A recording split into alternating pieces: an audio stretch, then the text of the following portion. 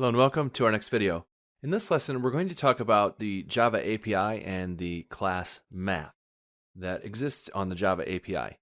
So I've included this reading and working with the API documentation that I created. And again, I'm going to leave this to you to go through this on your own time, as it would just simply take too much time for the purpose of this video.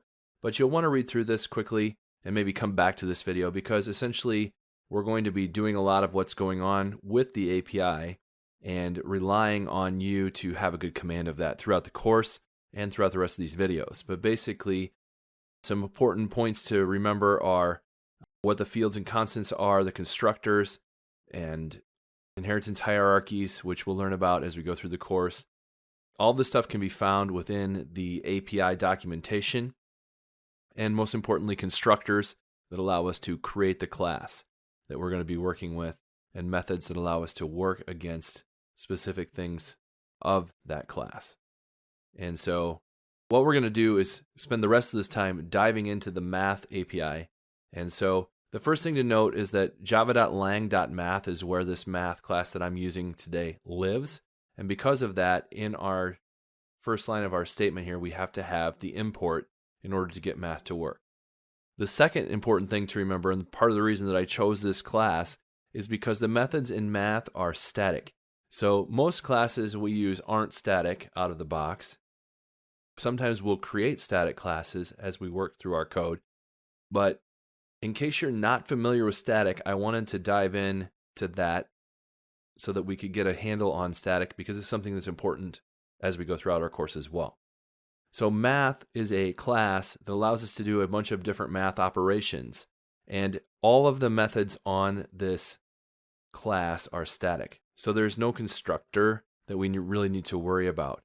And you might be freaked out a little bit by that. Well, how do I use a class without constructing it? Well, essentially, since it's static, that means it's shared in all references of the program. And so we don't create a single instance of it to use in our code. It exists for us to use simply by calling directly on the class name, which may be a little bit different than what you're used to. But if we look at the code here, it means that I can say math.square root of x, math.ceiling, math.floor, math.round, math.hypotenuse, which are just methods that exist on math. And if I scroll through here, you can see all the different methods. You can get absolute values, cosines, sines, tangents. There's ceiling, cubed root of a double value. Awesome if you really want to know that. So if you put in 8.0 there, you should get 2.0 back, right? Things like that. Really quick operations you can do.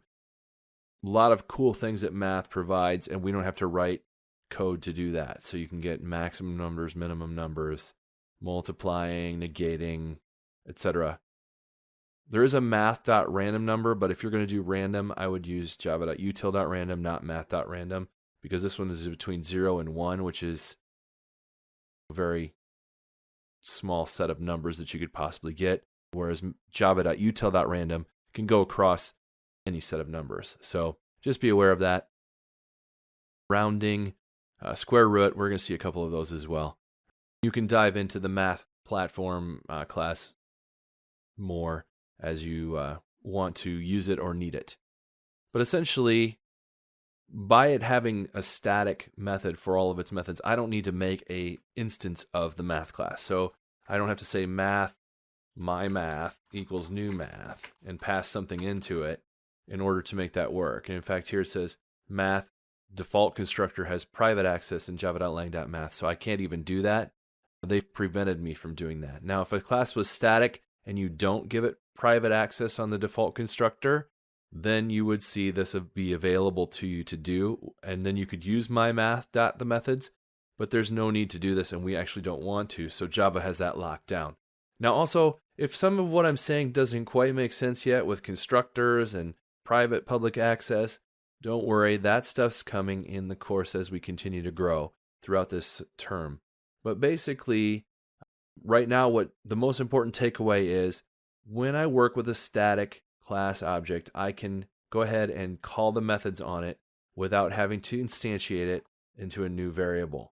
And so it just calls directly to math, square root, passing in my double or int or whatever I need to pass to do this. So let's go ahead and run this really quickly.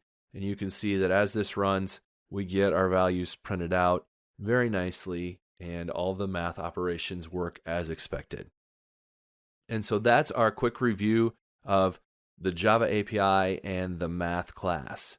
Just remember that there is that document for the API. You'll want to take a look at that as we go through the course. Learning how to use these documents is going to be very critical. So thank you very much, and we'll see you next time.